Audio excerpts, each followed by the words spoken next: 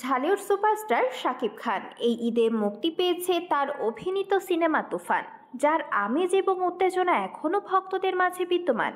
এরপরেই আসছে তার নতুন সিনেমা দরদ। এরই মধ্যে শেষ হয়েছে সিনেমা শুটিং, এখন চলছে মুক্তির প্রস্তুতি।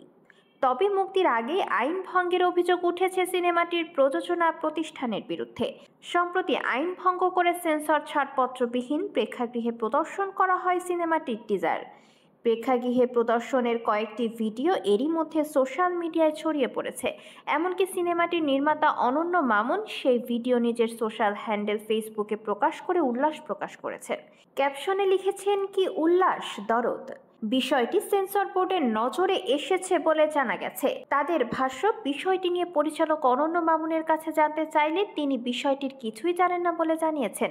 তিনি বোর্ডকে বলেছেন, অনলাইন থেকে কেউ হয়তো ডাউনলোড করে সিনেমা হলে চালিয়েছে। বিষয়টি নজরে রাখছে সেন্সর বোর্ড।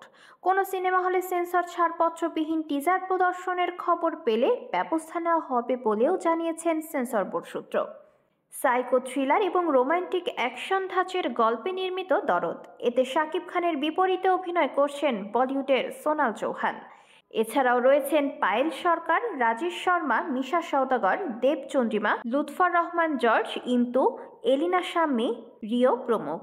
দরদ সিনেমায় বাংলাদেশের পাশাপাশি সহ প্রযোজনায় রয়েছে ভারতের প্রযোজনা সংস্থা এসকে মুভিজ এবং মুম্বাইয়ের ওয়ান ওয়ার্ল্ড মুভিজ।